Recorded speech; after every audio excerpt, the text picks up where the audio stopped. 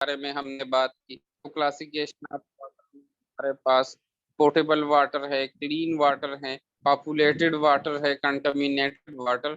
फिर हमने sources of water के बारे में बात की कि there are three types of water: rain water, surface water and ground water. अब हम जो है कंपैरिजन करते हैं, comparison between surface and ground water. Surface और ग्राउंड वाटर की कंपैरिजन जो है वो हम करते हैं। तो नेचर कंपैरिजन वो है availability, rivers, lake, stream, ponds, ये सरफेस वाटर है। और ग्राउंड वाटर हमारे पास स्प्रिंग्स और वेल से मिलते हैं। क्वांटिटी के बारे में अगर हम बात करें, large in rainy season, less in summer. ये जो सरफेस वाटर है बारिश के मौसम में ये ज्यादा होते हैं और समर में ये कम होते हैं। एंड ग्राउंड वाटर ये स्मॉल होते हैं। हर हर सीजन में ये छोटे छोटे होते हैं, स्प्रिंग वाटर भी और वेल वाटर भी। स्टोरेज के बारे में अगर हम बात करें तो इसकी स्टोरेज रिक्वायर्ड है हमारे पास, लेकिन ग्राउंड वाटर में स्प्रिंग या वेल वाटर की स्टोरेज वो मुश्किल है। क्वालिटी के बारे में अगर हम बात करें तो दिस इज मोर पोल्यूटेड। ये जो सरफेस वाटर है ये बहुत ज्यादा पोल्यूटेड है and ground water is the less polluted. And treatment के लिहाज से अगर हम बात करें, requires throughout treatment and constant check. इसके लिए कंप्लीटली तौर पे इलाज और कांस्टेंट चेक की जरूरत है। और ग्राउंड वाटर जो है मे आर मे नॉट नीड, इसको जो है क्लियर करने, साफ करने की कभी जरूरत पड़ेगी और कभी नहीं। एंड सुटेबिलिटी के बारे में अगर हम बात करें फॉर लार्ज स्केल यूज, तो इसको हम बड़े पैमाने पे यूज कर सकते हैं and for small scale use.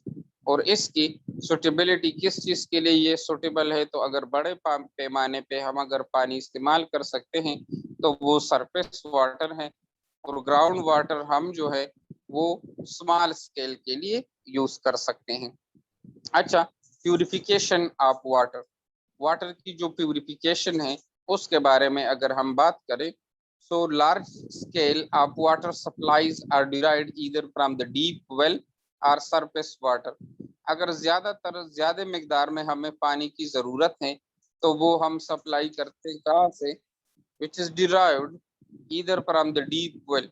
हमारे पास जो है या तो डीप वेल से, गहरे कुएं से, और सरफेस वाटर या सरफेस वाटर से हम लेते हैं। Deep well water should usually be satisfactory. अगर हम बोरिंग का जो कुआं है, बोरिंग वाला जो कुआं है, अगर उससे हम पानी ले लें तो ये मुतमईन हो सकता है। But surface water are generally so contaminated that some from of the purification is essential to make them safe for domestic use। अगर हम सरफेस वाटर लेने, जिस तरह आप लोगों ने डायग्राम में एक सरफेस वाटर और एक ग्राउंड वाटर के बारे में बात की, तो अगर सरफेस वाटर आप लेक्स, रिवर्स, पॉन्ड से अगर आप वाटर जो है वो ले ले तो उसको वो जो है कंटामिनेटेड हो सकते हैं। कंटामिनेटेड के होने का मतलब है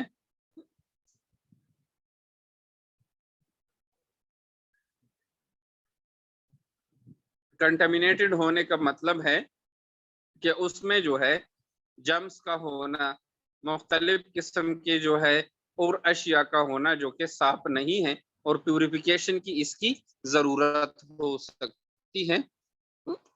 और दूसरी और डोमेस्टिक यूज के लिए अगर हम इस्तेमाल करेंगे तो इसके लिए प्यूरिफिकेशन का होना बहुत ज्यादा लाजमी है। अच्छा, the methods of purification is common use are storage, sedimentation, filtration, and disinfection by chlorine or other chemicals methods। ये जो प्यूरिफिकेशन का जो कॉमन मेथड है वो है स्टोरेज, पानी को जखीरा करना। आप पानी को जखीरा करें तो इसमें जो सॉलिड सब्सटेंस है वो नीचे चले जाएंगे। और साथ में हमारे पास सेडिमेंटेशन है। सेडिमेंटेशन मीन पानी का जो है सब्सटेंस का नीचे बैठ जाना। फिल्ट्रेशन फिल्टर करना, एंड डिसइंफेक्शन बाय क्लोरीन, या इसमें क्लोरीन डाल के उसको डिसइंफेक्ट करना, ये भी हमारे पास जो है प्यूरिफिकेशन के मेथड्स हैं। एंड अदर केमिकल मेथड्स या दूसरे केमिकल मेथड्स भी इसमें शामिल हैं। This treatment removes colour, turbidity, microorganism, colloidal particles and some desired substances। ये जो है ये क्या करते हैं, इस ट्रीटमेंट से डिफरेंट कलर, टर्बिडिटी जिसमें अगर कोई गंदगी हो या उसमें कोई अगर हमारे पास मैलापन हो, अगर माइक्रो ऑर्गेनिज्म हो, कोलाइडल पार्टिकल्स हो, इसके अंदर कोई पार्टिकल्स घूम रहा हो, एंड सम डिजॉल्व सब्सटेंस, उससे जो है ये क्लियर हो सकता है। अच्छा, सो फर्स्ट वन हमारे पास जो स्टोरेज है, इसके बारे में हम बात करते हैं कि स्टोरेज क्या है। It is one of the best way to improve to quality of the water. It is reduce bacterial contents of water and the amount of suspended matter. The chemical changes during this process include fall in the free ammonia and rise in the nitrates due to the oxidizing action of the aerobic bacteria upon organic matter. One side effect of the storage water is the taste and odor due to the growth of the algae and reservoir. Thus, the storage can be storage more than 2 weeks is not recommended. Excessive growth of the algae can control by the addition of the copper sulfate. Storage हमारे पास एक ऐसा क्या है, एक best way है जिसमें हमारे पास quality of water improve हो सकता है। लेकिन ये जो है बैक्टीरियल कंटेंट्स को रिड्यूस कर सकते हैं, जिसमें हम क्या करते हैं, amount of the suspended matter, जो चीज इसके अंदर मौजूद है, बैक्टीरिया जो है इसकी वजह से रिड्यूस हो जाते हैं। लेकिन अगर केमिकल चेंजेस इस प्रोसेस के दौरान क्या है, वो नीचे चला जाता है, जिसमें हम अमोनिया और नाइट्रेट्स जो है वो डाल लेते हैं, तो ऑक्सीडाइजिंग एक्शन जो है वो एरोबिक बैक्टीरिया का वो ऑर्गेनिक मैटर के हिसाब से वो कम हो जाता है। Onside effect storage, sides effect storage water का क्या है, इसमें हमने बात की कि टेस्ट में और ऑर्डर में वो चेंजेस आ सकते हैं, क्योंकि growth of the LG in the reservoir, क्योंकि उस जखायर में जो हमारे पास क्या मौजूद है, इसमें हमारे पास एलजी मौजूद है, और यही स्टोरेज 2 हफ्तों तक वो रिकमेंडेड नहीं है। 2 हफ्तों से पहले इस स्टोरेज को खत्म करना है। Excessive growth of the algae can be control by the addition of the copper, और एक्सेसिव ग्रोथ जो है एलजी का वो हम कंट्रोल कर सकते हैं कॉपर सल्फेट के ऐड करने से। हमारे पास क्या होगा, ये पानी कंटामिनेशन से बच जाएगा। अच्छा, नेक्स्ट वन जो हमारे पास है वो है सेडिमेंटेशन। सेडिमेंटेशन क्या है, storage of the several days will allow the heavier particles to settle out। अगर हम किसी मुख्तलिफ दिन वो पानी को जो है वो स्टोर करें, जिसकी वजह से हैवी पार्टिकल्स नीचे बैठ जाते हैं, but where storage capacity is limited, लेकिन स्टोरेज कैपेसिटी अब हमारे पास लिमिटेड होना चाहिए। Are the water contains much fine suspended matter, लेकिन उसमें अभी भी जो है वो सस्पेंडेड मैटर मौजूद होंगे। सेडिमेंटेशन में भी hastened by the addition of the chemical coagulant, usually aluminium sulfate, जिसे हम एलम कहते हैं। हमारे पास ये जो क्या चीजें सेडिमेंटेशन है वो आप कंट्रोल कर सकते हैं, उसमें जो है पानी बिल्कुल प्यूरिफाइड हो सकती है, जिसमें अगर हम एल्यूमिनियम सल्फेट डालें।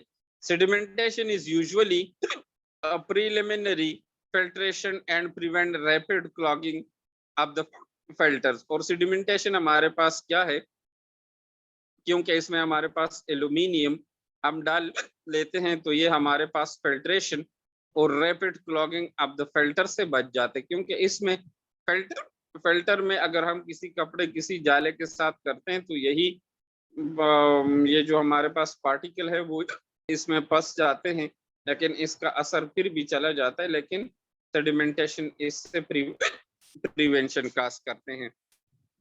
अच्छा, थर्ड वन जो हमारे पास है फिल्ट्रेशन। फिल्ट्रेशन क्या है? For the purification of the water, filtration through sand is the oldest and the most universally used method। ये जो प्यूरिफिकेशन ऑफ वाटर है, इसमें फिल्ट्रेशन बहुत ज्यादा पुराना और इम्पोर्टेंट और यूनिवर्सली मेथड है जो इस्तेमाल होता है। For this two main types of the filter are the common as rapid sand and mechanical filters. इसमें अगर रैपिड सैंड है, रेत है, या मैकेनिकल फिल्टर्स है, and these occupy very little space using coarse sand. और ये जो है हमारे पास बहुत थोड़ा सा स्पेस लेता है कोर्स सैंड का। Through the initial cost is high, इसमें इनिशियल कास्ट जो है वो थोड़ा सा हाई है, और साथ में जो है क्या है, अच्छा किधर गया है, rapid sand and mechanical, these occupy very little space using coarse sand. Through the initial cost is high, they may become cost effective in long runs। और ये जो है हमारे पास क्या है, ये इनिशियल कास्ट इसका थोड़ा सा हाई है, लेकिन ये कास्ट इफेक्टिवली लॉन्ग रन के लिए ये बहुत अच्छा है। Slow sand or biological factor, इसमें हमारे पास दूसरा भी है जो स्लो सैंड और बायोलॉजिकल फैक्टर है। There are simple to design, इसे जो है सिंपल और डिजाइन करना भी है। तो इसमें अगर हम बात करें, operate the cheap to install using fine sand, but they need a lot of the space, their capacity limited। इसमें हम जो है एक चीप किस्म का जो है सैंड इंस्टॉल करेंगे, और वो फाइन सैंड होगा जो कि वो क्या करे, इसके लिए एक ज्यादा स्पेस चाहिए और ज्यादा कैपेसिटी चाहिए, क्योंकि वो जो है पानी के फिल्ट्रेशन को सही तरीके से कर सके। द फोर्थ वन जो हमारे पास है वो है डिसइंफेक्शन। डिसइंफेक्शन जो है वो क्या है, इसके बारे में हम बात करेंगे। डिसइंफेक्शन जो है, दिस डिसइंफेक्शन, एक मिनट थोड़ा सा होल्ड करें।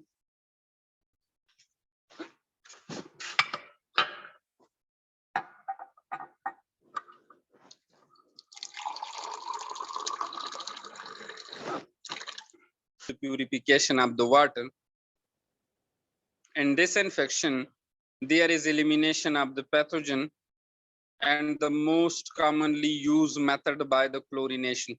डिसइंफेक्शन जो है इसमें हमारे पास फाइनल स्टेज है प्यूरिफिकेशन का, और ये जो डिसइंफेक्शन है इसमें पैथोजेंस का elimination and the most commonly use method by chlorination. Chlorine की वजह से इसमें जो है हमारे पास पैथोजन का खत्म होना एलिमिनेशन क्लोरिनेशन के जरिए होता है। Chlorination is the method of the choice for the sterilisation of the water. Chlorination जो मेथड है वो स्टरलाइजेशन ऑफ वाटर के लिए चॉइस मेथड ऑफ चॉइस है, both on the large scale and the small scale, as it is the cheapest and the most reliable method।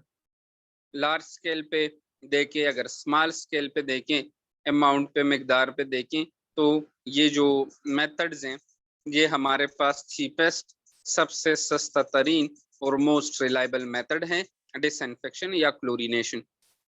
Examination of water के बारे में अगर हम बात करें, so the examination of water, it is important to carry out the following examination on water before it is declared fit to the human consumption। सबसे पहले आप अगर वाटर की एग्जामिनेशन करना चाहते हैं तो नीचे दिए गए सब्सटेंस को, नीचे दिए गए टॉपिक्स पे आप लोगों को अमल करना है। इसके बाद आप जो है इंसानों के लिए या दूसरे इंसानों को पानी पीने का या उसको जो है इस्तेमाल करने के काबिल हो जाए। सबसे पहले फिजिकल एग्जामिनेशन। फिजिकल एग्जामिनेशन में in this physical properties of the water, that is colour, smell, odour and turbidity through the check. इसमें हम क्या करेंगे, इसमें हम वाटर के कलर को, स्मेल को, ऑर्डर को और टर्बिडिटी को चेक करेंगे। केमिकल एग्जामिनेशन में हम क्या करेंगे, in this chemical contamination of the water for toxic substances and heavy materialistic. और इस केमिकल एग्जामिनेशन में हम क्या करेंगे, कंटामिनेशन ऑफ वाटर की टॉक्सिक सब्सटेंस और हैवी मेटल्स इसमें चेक करेंगे कि कहीं इसमें तो बैक्टीरिया, फंजाई, एलजी या कोई जो है वो टॉक्सिक सब्सटेंस तो नहीं है, या हैवी मेटल नहीं है जिसकी वजह से डायरिया भी काज हो सकती है। And bacteriological examination. Bacteriological examination में ideally drinking water should not contain any microorganism. अगर हम देखें तो ड्रिंकिंग वाटर में तो कोई हमारे सोच के हिसाब से कोई माइक्रो ऑर्गेनिज्म नहीं होता। The main M of the testing of the microbiological quality is to detect the presence of the coliform group of the organism। इसमें कोई कोलिफॉर्म ग्रुप ऑफ ऑर्गेनिज्म नहीं है, इसलिए हम माइक्रोबायोलॉजी के लिहाज से इसको टेस्ट करते हैं। There presence would be indicate the fecal pollution and probably presence of the pathogen। क्या इसमें कोई फीकल पॉल्यूशन या हमारे पास कोई पैथोजेंस तो नहीं है। Public health authorise now instant that the drinking water should not contain any type of the coliform, fecal or non-fecal, as well as streptococci। इसमें जो हमारे पास है, ये जो पब्लिक हेल्थ अथॉरिटीज है वो ड्रिंकिंग वाटर को इसलिए जो है वो should not contain any type के, ऐसा ना हो कि इसमें कोई कोलिफॉर्म, फीकल और नॉन फीकल और वेल आर जो है हमारे पास स्ट्रेप्टोकोकाई बैक्टीरिया जो है वो किधर मौजूद ना हो। इसलिए पब्लिक हेल्थ जो अथॉरिटीज है उस पानी को चेक करते हैं। वाटर रिलेटेड डिजीज, हमारे पास अगर वाटर है तो इसके जो रिलेटेड डिजीज हैं वो कौन कौन से हैं। These are the disease in that in the some way related to the water और to the impurities of the water and they are divided into two main types। Water से जो है ये जो डिजीज हैं वो वाटर के साथ रिलेटेड है जो कि वाटर की impurities में मौजूद हैं, और इसके टू ग्रुप्स हैं। The first one is non infectious water related disease and infectious water related disease. ऐसे जो वाटर जिसमें इन्फेक्शियस नहीं है लेकिन इससे भी डिजीज काज हो सकती है। For example these are the disease which are due to the chemical contaminated water supply, जिसमें केमिकल मौजूद है और उस केमिकल की वजह से इंसान को वो क्या लगते हैं, बीमारी लगती है। उस केमिकल के साथ इंसान सेंसिटिव है। They are the major importance in the contamination of the water supply. और ये जो है हमारे पास क्या है, they are the major importance in the developed countries but the localized in the occurrence in the developing countries। chemical communication of the water supply for drinking and cooking and can adversely affect healthy। for example excessive amount of the nitrates and nitrates from the agriculture fertilization can seriously contaminated water source and may be responsible for the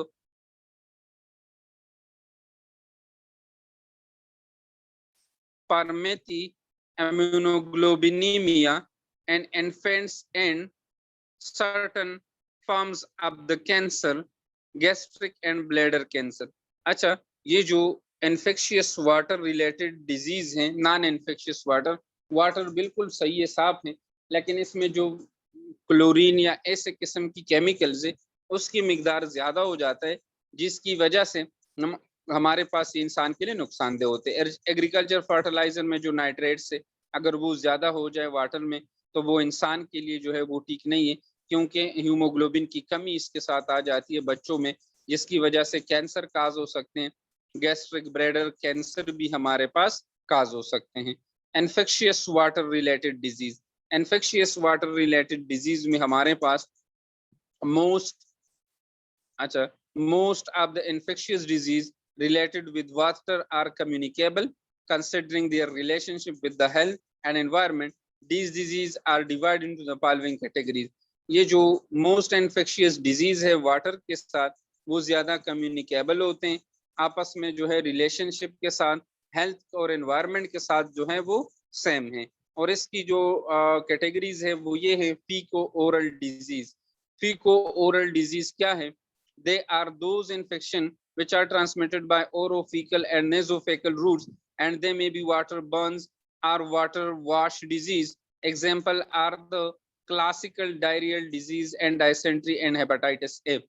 फीको oral disease वो है जो कि कोई मच्छर कोई मक्खी वो कहाँ वो फीकल या नेजल पे जो है या नेजोफिकल रूट पे वो पहले जाके हमारे पास कहाँ पे बैठ जाते हैं, या नाक पे या ऐसे जो है पीसेस पे बैठे जाते हैं, और वही पीसेस जो पुजलात हैं वो मक्खी आके उस पानी के ऊपर बैठ जाते हैं या उस गिलास के ऊपर बैठ जाते हैं, और वो हम पानी पी लेते हैं, जिसकी वजह से हमारे पास classical diarrhoea, dysentery and hepatitis A cause हो सकते हैं। वाटर बोर्न डिजीज के बारे में अगर हम बात करें, these are arises from the communication water supply for drinking and cooking by human or animal species or urine infected by pathogen bacteria, viruses, cholera and typhoid fever are the classical example. These arise from the contamination of water. ये जो water borne disease है ये हमारे पास water की contamination की वजह से सप्लाई पर ड्रिंकिंग एंड कुकिंग, वो वाटर जो हम ड्रिंकिंग और कुकिंग के लिए या एनिमल फीसिस या यूरिन फीसिस के से जो है इन्फेक्टेड हो, वही पैथोजन बैक्टीरिया और वायरसेस, जिसकी वजह से कॉलरा, टाइफाइड फीवर और class is the classical example. Water wash disease. Water wash disease के बारे में अगर हम बात करें, this disease generally result from lack of water washing और personal hygiene. Water wash disease का मतलब है कि ये वो डिजीज है जिसके रिजल्ट में पानी की कमी की वजह से इंसान जो है वॉशिंग या पर्सनल हाइजीन में कमी आ जाती है। Scarcity and inaccessibility to water make washing and personal cleaning difficult and infrequent. These cases some diarrhea disease and contagious skin eyes infection are prevalent. जिसमें पानी की कमी की वजह से बंदा हाथ और बॉडी के और आर्गन या जो है वो बर्तन वगैरह वो नहीं धोते, जिसकी वजह से डिफरेंट डिजीज काज हो सकते हैं। Water related insect vector disease.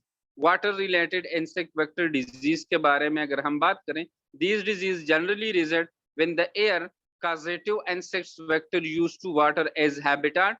Mosquitoes needs air water and adult mosquito may transmit disease, for example malaria, falciparum and yellow fever.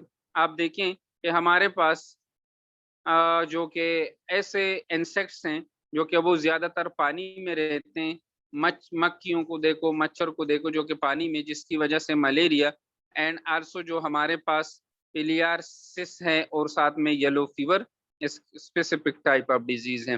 Water disperse disease के बारे में अगर हम बात करें तो these are the disease whose agent proliferate in the fresh water and enter into the human body through the respiratory tract. ये वो जो है हमारे पास वो डिजीज हैं जिसमें एजेंट जो है वो प्रोलिफरेट रहते हैं फ्रेश वाटर में, जिसकी वजह से वो इंसान के बॉडी में जो है वो चले जाते हैं रेस्पिरेटरी ट्रैक की वजह से। For example bacteria legionella proliferate in the water and contain systemic as pneumonia. वो जो है सिस्टम में एंटर हो जाते हैं, और बैक्टीरिया हमारे पास ल्यूजिनेला है जो कि वाटर में ये अपना नस्ल बढ़ाते हैं और फिर हमारे बॉडी में जाके हमारे बॉडी के अंदर नमूनिया काज कर सकते हैं। Example of the water related disease. Water related disease के कुछ एग्जाम्पल आपको दिए हैं कि हमारे पास वाटर बोर्न डिजीज में cholera, typhoid and hepatitis. Prevention इसका क्या है? Improve water quality, prevent casual use of the unimproved sources. अच्छा, कॉलरा है, टाइफाइड फीवर है, वाटर बोर्न डिजीज की वजह से हमारे पास कौन कौन से डिजीज आ सकते हैं? Cholera, typhoid and hepatitis. Prevention इससे हम कैसे करेंगे?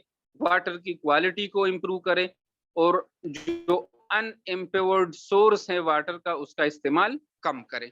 Water wash disease. Water wash disease में डायसेंट्री और स्कैबीज मौजूद हैं। वाटर क्वालिटी को इम्प्रूव करें और वाटर की एक्सेसिबिलिटी और इसकी हाइजीन को इम्प्रूव करें। And also water related insect vector disease में मलेरिया एंड येलो फीवर, इसमें आप जो है destroy breeding sites of the insect, वो साइट्स जो है आप डिस्ट्रॉय करें जहां पे कड़े पानी हो और इसमें इंसेक्ट्स जो है वो रह रहे हो। Water disperse disease, water disperse disease में हमारे पास ल्यूजिनेलारिस डिजीज है जो कि cleaning of the air condition system, air condition system की क्लीनिंग जो है आप किया करें। तो इसके साथ हमारे पास ये सारे डिजीज रिलेटेड हैं। ये चैप्टर खत्म हो गया है, अब चैप्टर इंशाल्लाह स्टार्ट होगा जो कि सैनिटेशन है, और इस पे हम इंशाल्लाह कल बात करेंगे। ठीक है, किसी का कोई क्वेश्चन है वो फिर ग्रुप में मुझसे क्वेश्चन कर सकते हैं। Thank you so much.